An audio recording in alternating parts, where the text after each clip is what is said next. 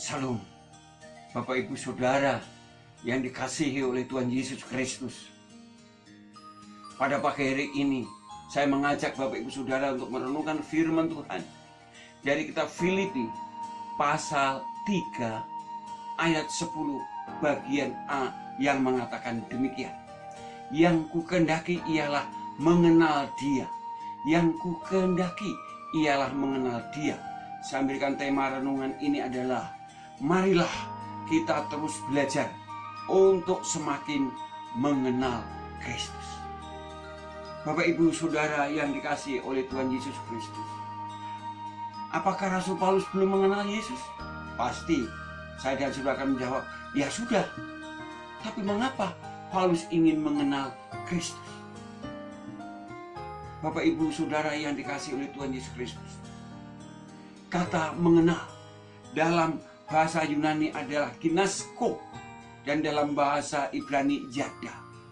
Artinya mengenal atau memahami. Dalam konteks Yahudi, mengenal atau memahami seperti suami istri yang saling mengenal dan memahami satu dengan yang lain sehingga memiliki hubungan yang akrab, yang intim dengan suami dan istrinya. Dan itulah yang dikehendaki oleh Rasul Paulus. Paulus ingin semakin mengenal Kristus lebih dalam seperti seorang suami istri yang saling mengenal sehingga memiliki hubungan yang intim dan yang akrab. Bapak Ibu Saudara yang dikasihi oleh Tuhan Yesus Kristus. Mengapa Paulus ingin mengenal? Sekali lagi saya katakan ingin mengenal. Karena Paulus sadar bahwa Kristus telah mengenal pribadi Paulus dengan jelas. Tidak ada yang tidak dikenal sedikit pun tentang Paulus itu. Tapi Paulus sadar bahwa dia belum mengenal lebih banyak.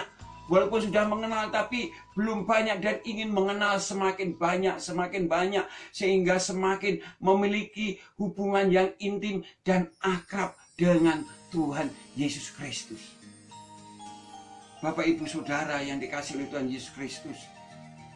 Banyak orang Kristen yang lemah imannya karena tidak memiliki hubungan yang semakin akrab dan semakin intim dengan Tuhan.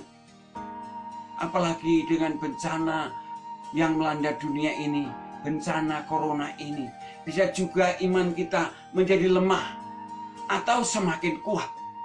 Tapi bagi yang memiliki hubungan intim dengan Kristus dan semakin ingin memiliki hubungan yang akrab dengan Kristus, imannya tidak akan lemah, tapi justru akan semakin tahu akan kehendak Allah, rencana Allah dalam hidupnya dan juga dalam hidup umat Allah, baik di Indonesia ini bahkan di seluruh dunia.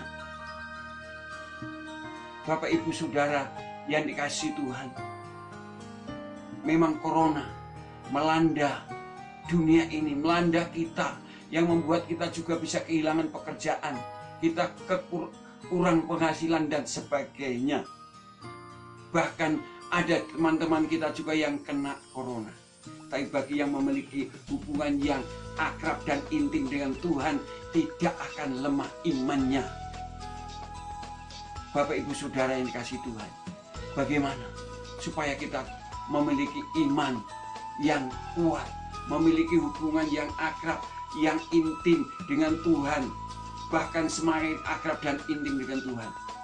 Yang pertama, kita memang harus tidak bosan-bosan untuk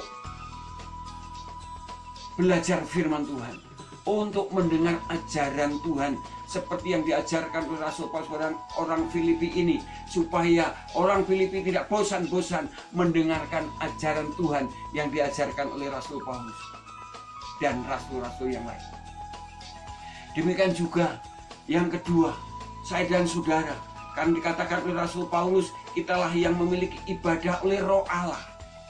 Kita harus terus belajar untuk dapat memahami gerakan-gerakan Roh Allah, sehingga kita akan tahu kemana Allah mengendaki kita untuk berjalan. Kita tahu akan kehendak Allah, kita mengikuti kehendak daripada Roh itu.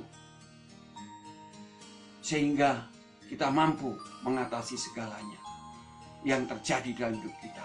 Dan yang ketiga, kita perlu berdoa seperti Rasul Paulus berdoa kepada orang-orang di Efesus. Dia berkata di dalam Efesus pasal 1 ayat 17, dia berkata, "Aku selalu mengingat kamu dalam doaku dan meminta kepada Allah Tuhan kita Yesus Kristus, yaitu Bapa yang mulia itu, supaya Ia memberikan kepadamu roh hikmat dan wahyu untuk mengenal Dia dengan benar."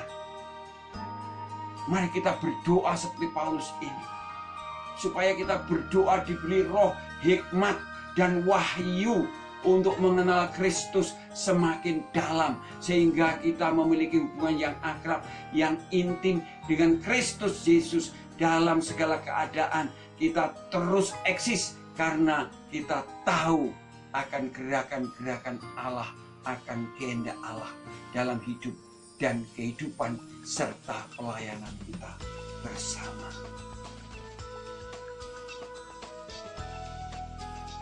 Amin. Selamat pagi, selamat berkarya. Tuhan memberkati kita sekalian.